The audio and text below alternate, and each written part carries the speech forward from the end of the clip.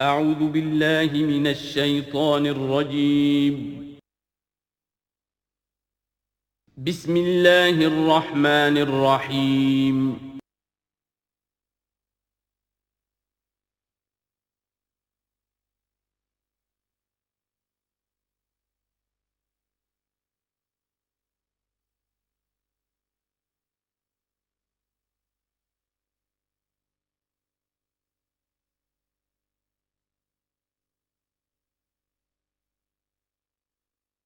اعوذ باللہ من الشیطان الرجیم بسم اللہ الرحمن الرحیم الذین ينفقون اموالهم باللیل والنہار سرا وعلانیۃ فلہم اجرہم عند ربہم ولا خوف علیہم ولا هم یحزنون الذین یاکلون الربا لا یقومون الا کما یقوم الذی یتخبطہ الشیطان من المس ذلک بانہم قالوا انما البیع مثل الربا واحل اللہ البیع وحرم الربا فمن جاءه موعظة من ربه فانتهى فله ما سلف وأمره إلى الله ومن عاد فأولئك أصحاب النار هم فيها خالدون صدق الله العظيم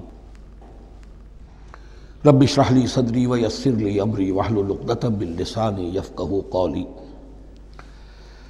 ابھی سورہ مبارکہ کا وہ رکوع ہم پڑھ رہے ہیں کہ جو آج کے حالات میں اہم ترین ہے، اس لیے کہ اس دور میں اللہ کے خلاف بغاوت کی سب سے بڑی شکل تو ہے غیر اللہ کی حاکمیت کا تصور۔ سب سے بڑا شرک یہ ہے، نفسیاتی اعتبار سے سب سے بڑا شرک مادے پر توکل، بتوں سے تجھ کو امید خدا سے نومیدی، مجھے بتا تو صحیح اور کافری کیا ہے۔ لیکن یہ نفسیاتی اور داخلی بات ہے۔ خارجی اور واقعاتی دنیا میں سب سے بڑا شرک اس وقت وہ غیر اللہ کی حاکمیت، جو اب عوامی شکل اختیار کر گئی، عوامی حاکمیت۔ اور اس کے بعد اس وقت کے گناہوں میں، بدعملی میں سب سے بڑا فساد جو ہے وہ سود کی بنیاد پر ہے۔ سب سے بڑا فتنہ، سب سے بڑا فساد دنیا میں جو اس وقت سب سے بڑی شیطنت ہے، جو یہودیوں کے ذریعے سے پورے گلوب کو اپنی گرفت میں لینے کے لیے بےتاب ہے، وہ یہی ہے جو سود کا ہتھ کنڈا ہے، اس کی حرمت۔ یہاں ایک سوال میرے ذہن میں کبھی کبھی پیدا ہوتا تھا کہ یہ جو پہلی آیت ہے اس کا تعلق تو انفاق فی سبیل اللہ کے ساتھ ہے، اسے پچھلے رکوع کے ساتھ شامل ہونا چاہیے تھا، لیکن بعد میں یہ حقیقت مجھ پر منکشف ہوئی کہ بڑی حکمت کے ساتھ اس آیت کو اس رکوع کے ساتھ شامل کیا گیا ہے۔ وہ حکمت میں بعد میں بیان کروں گا۔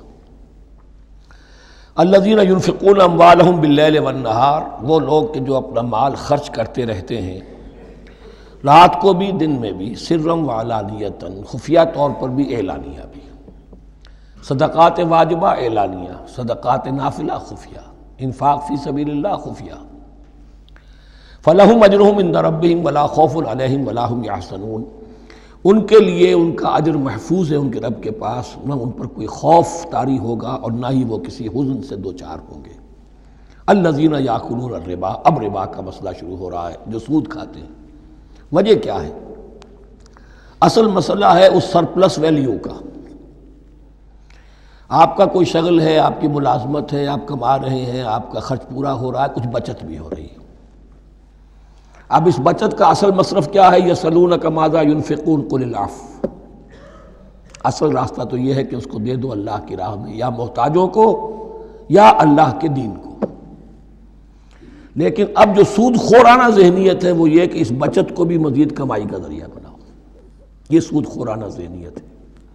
لہذا اصل میں سود خوری انفاق کا کی ضد ہے، اور یہ عقدہ مجھ پر کھلا جبکہ القرآن یفسر بعضہ بعضا، اس اصول کے تحت جب سورہ روم کی آیات کا میں نے مطالعہ کیا، وہاں یہی شکل آپ کو نظر آئے گی کہ ان دونوں کو مقابلے میں لایا گیا ہے، اللہ کی رضا جوئی کے لیے انفاق اور ربا، سود پر رقم دینا۔ وما آتیتم من ربا لیربو فی اموال الناس فلا یربو عند اللہ، جو کچھ تم دیتے ہو سود پر کہ وہ بڑھے لوگوں کے مال میں، محنت وہ کر رہا ہے اور آپ اس کی کمائی میں سے آپ وصول کر رہے ہیں اپنے اس سرمایہ کی وجہ سے۔ تو یہ گویا کہ آپ کا مال اس کے مال میں اس کی محنت سے بڑھ رہا ہے، الذی ما آتیتم من ربا لیربو فی اموال الناس فلا یربو عند اللہ، اللہ کے ہاں بڑھوتری نہیں ہوتی. وما آتیتم من زکاۃ تریدون وجہ اللہ فاولئک هم المضعفون، اور وہ جو تم زکوٰۃ اور صدقات میں دے دیتے ہو اللہ کی رضا جوئی کے لیے، تو وہ ہیں جو دوہرے چوہرے کر رہے ہیں، ان کا مال بڑھ رہا ہے، اس کی بڑھوتری ہو رہی ہے. تو انفاق فی سبیل اللہ، صدقات، زکوٰۃ، اس کے بالمقابل، اس کے برعکس ہے اپنی اس بچت کے مال کو. اور آپ کو معلوم ہے آج کی بینکنگ سسٹم کا سب سے زیادہ زور بچت کی اسکیم، اور یہ سب کا سب جو ہے در حقیقت saving bank, saving account, save کرو، لیکن سیو کرو مزید کمانے کے لیے. سیو جو ہے اس لیے نہیں ہے کہ اپنا پیٹ کاٹو اور غرباء کو دو، اپنا سٹینڈرڈ آف لیونگ کم کرو اور اللہ کے دین کے لیے خرچ کرو، یہ نہیں، بلکہ اس لیے کہ وہ جو تم بچاؤ وہ ہمیں دو، تاکہ وہ ہم سود پر زیادہ رقم، زیادہ شرح سود پر دوسروں کو دے اور تھوڑا شرح سود تمہیں دے دے. اب اس کے برعکس سے الذین یاکلون الربا، جو لوگ سود کھاتے ہیں، لا یقومون الا کما یقوم الذی یتخبطہ الشیطان من المس، وہ نہیں کھڑے ہوتے مگر ان کی طرح سے کہ جن کو شیطان نے مخبوط الحواس بنا دیا ہو چھو کر. یہاں عام طور پر یہ سمجھا گیا کہ یہ قیامت کے دن کا نقشہ ہے. یہ قیامت کے دن کا نقشہ تو ہوگا ہی، اس دنیا میں بھی سود خوروں کا حال یہی ہے. اور اگر ان کا نقشہ دیکھنا ہو تو کسی سٹاک ایکسچینج کو جا کے دیکھ لیجئے، معلوم ہوگا دیوانے ہیں، پاگل ہیں، چیخ رہے ہیں، دوڑ رہے ہیں، بھاگ رہے ہیں. وہ انسان نہیں نظر آتے اس وقت جو بھی کچھ ہو رہا ہوتا سٹاک ایکسچینج کے اندر. مخبوط الحواس انسان جو ہے وہ ہو جاتا ہے، یہ سود خوری کی وجہ سے. الذین یاکلون الربا لا یقومون الا کما یقوم الذی یتخبطہ الشیطان من المس ذلک بانہم قالوا انما البیع مثل الربا. اور ان کے سب سے بڑھ کر مخبوط الحواس ہونے کا مظہر یہ ہے، یہ اس لیے کہ وہ کہتے ہیں کہ بیع بھی تو ربا کی طرح ہے، بیع بھی تو سود ہے. میں نے 100 روپے کا مال خریدا، 110 میں بیچ دیا، 10 بچ گئے، یہ ربا ہے. ربا جائز ہے. 100 روپے کسی کو دیے اور 110 لیے، یہ سود ہو گیا. بھائی کیوں ہو گیا؟ 100 روپے کی شے دے دی، یہ 100 روپیہ دے دیا، کیا فرق پڑا؟ 10 لاکھ کا مکان بنایا، 4000 کے قرضے کے ماہانہ کرائے پر دے دیا، جائز ہو گیا. 10 لاکھ کسی کو دیا اور اس سے 4000 روپیہ مہینہ دینا شروع کیا، یہ سود ہو گیا، حرام ہو گیا. عقلی طور پر یہ باتیں ہیں کہ جو سود کے حامیوں کی طرف سے کہی جاتی ہیں. انما البیع مثل الربا، بیع میں بھی جو نفع ہوتا ہے، ربح اور ربا یہ میں اس وقت بیان کر چکا ہوں سورہ بقرہ کے دوسرے رکوع کے ضمن میں. تو یہ جان لیجئے کہ اس ظاہری سی مناسبت کی وجہ سے ان کا مخبوط الحواس لوگ جو ہیں وہ اس دونوں کے اندر کوئی فرق محسوس نہیں کرتے. یہاں اللہ تعالیٰ نے ان کے قول کا عقلی جواب نہیں دیا، بلکہ جواب کیا دیا؟ احل اللہ البیع وحرم الربا. اللہ نے بیع کو حلال قرار دیا ہے اور ربا کو حرام قرار دیا ہے. اب تم بات یہ کرو، اللہ کو مانتے ہو یا نہیں؟ رسول کو مانتے ہو یا نہیں؟ قرآن کو مانتے ہو کہ نہیں؟ یا اپنی عقل کو مانتے ہو؟ اگر تم مسلمان ہو، اگر تم مومن ہو تو اللہ کا حکم جو وہ فرمائے، نہ صرف اللہ کا، جو رسول کا ہے. ما آتاکم الرسول فخذوہ وما نہاکم عنہ فانتہوا، جو کچھ رسول تمہیں دے لے لو، اور جس چیز سے روک دے رک جاؤ. یہ تو شریعت کا معاملہ ہے. ویسے اس میں جو فرق واقع ہوتا ہے وہ یہ ہے کہ ایک ہے فلوئڈ منی، فلوئڈ کیپٹل، ایک ہے فکسڈ کیپٹل. مکان 10 لاکھ کا ہے، لیکن مکان سے جو شخص رہ رہا فائدہ کیا اٹھائے گا؟ 1 مہینے رہے گا نا، بس اس کا بدل آپ نے لے لیا. 10 لاکھ روپے کسی کو نقد دے دیے، وہ کسی کام میں لگائے گا، 12 لاکھ بھی بن سکتے ہیں، 15 بھی لگ سکتے ہیں، 8 بھی رہ سکتے ہیں. اس میں آپ نے فکسڈ اگر لیا تو یہ حرام ہے. ان دونوں میں اگرچہ عام طور پہ کہا جائے گا یہ بھی کیپٹل ہے وہ بھی کیپٹل ہے، مکان بھی تو سرمایہ کی ایک شکل ہے، لیکن یہ فکسڈ کیپٹل ہے، اس کی شکل بدل نہیں رہی ہے. اس مکان میں تو ایک شخص رہ جائے گا، سکنا ہوگا، اس کی رہائش ہے، یا آپ کہیں گے اس کی ویئر اینڈ ٹیئر ہے تو اس کا آپ نے بدل لے لیا، بس ختم. لیکن وہ جائے گا، وہ مکان آپ کے لیے رہ جائے گا. لیکن یہ کہ 10 لاکھ جس کو دیا نقد، وہ کاروبار کرے گا، کچھ اور کہیں لگائے گا، اس کے اندر اضافہ بھی ہو سکتا ہے، کمی بھی ہو سکتی ہے. اس میں پھر فکسڈ پروفٹ لینا یہ ہے حرام، اور ان دونوں میں کوئی مناسبت نہیں. لیکن اللہ تعالیٰ نے یہ جواب نہیں دیا. جواب دیا احل اللہ البیع وحرم الربا فمن جاءہ موعظۃ من ربہ فانتہی فلہ ما سلف، تو جس شخص کے پاس اس کے رب کی طرف سے یہ نصیحت پہنچ گئی اور وہ باز آ گیا، رک گیا، فلہ ما سلف، تو جو کچھ پہلے وہ لے چکا ہے وہ اس کا ہے، وہ اس سے واپس نہیں لیا جائے گا، حساب کتاب نہیں کیا جائے گا کہ تم اتنا سود کھا چکے ہو واپس کرو۔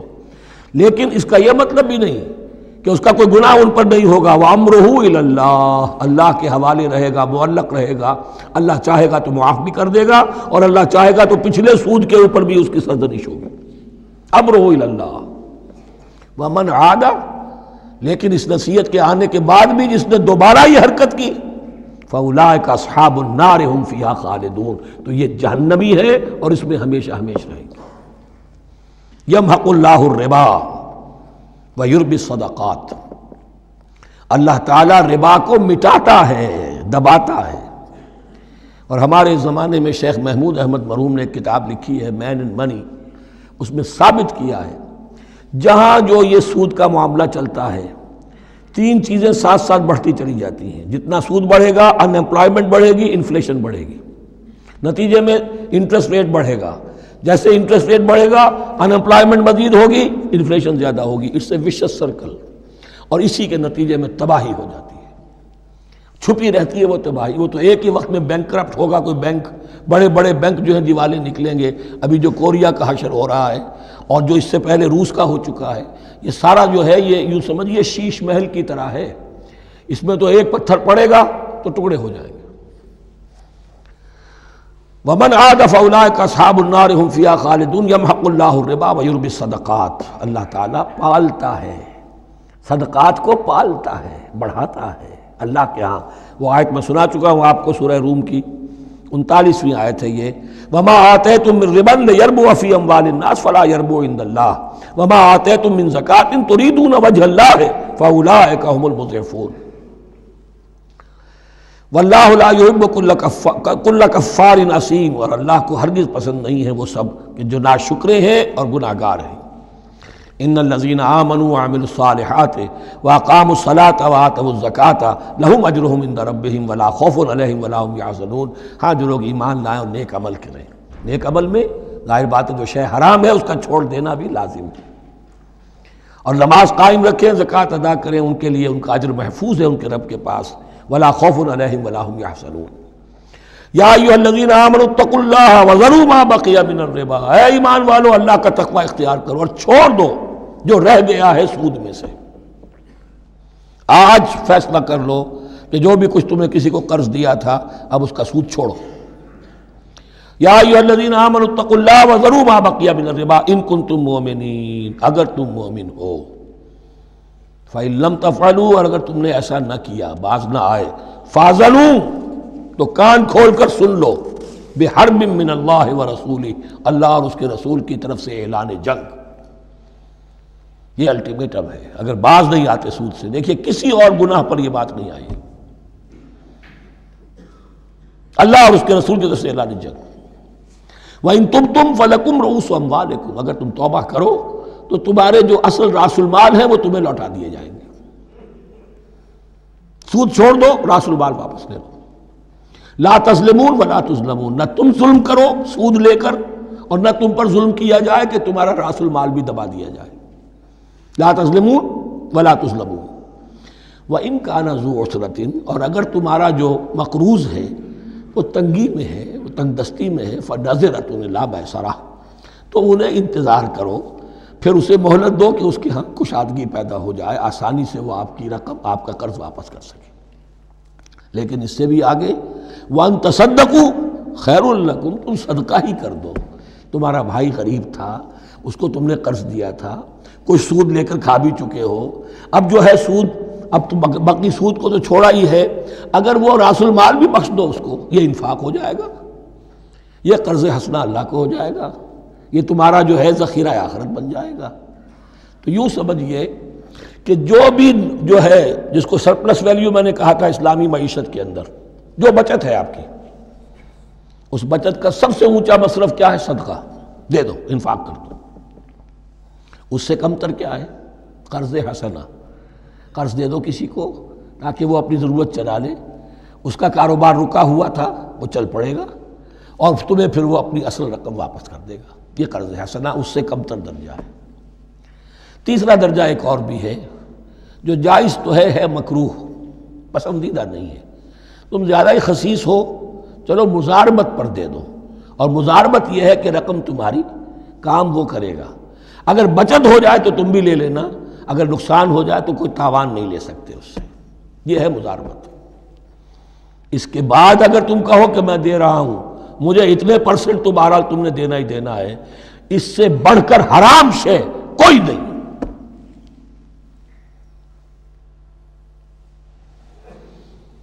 وَإِنْ كَانَ ذُو عُسْرَةٍ فَنَظْرَةٌ إِلَىٰ مَيْسَرَةٍ، تو اگر وہ ہے مقروض تمہارا وہ تنگی میں ہے پھر انتظار کرو، اسے مہلت دو اس کی کشائش تک. وَأَن تَصَدَّقُوا خَيْرٌ لَكُمْ، اور اگر تم صدقہ ہی کر دو، خیرات کر دو، دے دو، بخش دو، وہ تمہارے لیے بہتر ہوگا. ان کنتم تعلمون، اگر تم جانتے ہو، اگر وہ حکمت تمہارے اندر آ گئی ہے، اگر تم اولو الالباب ہو، اگر تم سمجھدار ہو، تو جو کچھ تمہیں بچت اس سے ہوگی، جو اللہ کے ہاں اجر و ثواب ملے گا، وہ تمہیں یہ رقم واپس لے کر جو ہے اس سے کیا مل جائے گا. وَاتَّقُوا يَوْمًا تُرْجَعُونَ فِيهِ إِلَى اللَّهِ، یہ آیت آخری آیت ہے قرآن کی نزول کے اعتبار سے. آیت ڈرو اس دن سے، تو دیکھیے وہی آیت یاد کیجئے. وَاتَّقُوا يَوْمًا لَا تَجْزِي نَفْسٌ عَن نَفْسٍ شَيْئًا وَلَا يُقْبَلُ مِنْهَا شَفَاعَةٌ وَلَا يُؤْخَذُ مِنْهَا عَدْلٌ وَلَا هُمْ يُنصَرُونَ. وَاتَّقُوا يَوْمًا لَا تَجْزِي نَفْسٌ عَن نَفْسٍ شَيْئًا وَلَا يُقْبَلُ مِنْهَا عَدْلٌ وَلَا تَنفَعُهَا شَفَاعَةٌ وَلَا هُمْ يُنصَرُونَ. وَاتَّقُوا يَوْمًا تُرْجَعُونَ فِيهِ إِلَى اللَّهِ، ڈرو اس دن سے جس دن کے لوٹا دیے جاؤ گے تم اللہ کی طرف. ثُمَّ تُوَفَّىٰ كُلُّ نَفْسٍ مَا كَسَبَتْ، پھر ہر جان کو پورا پورا دے دیا جائے گا جو کمائی اس نے کی ہوگی. وَهُمْ لَا يُظْلَمُونَ، اور ان پر کوئی ظلم نہیں ہوگا.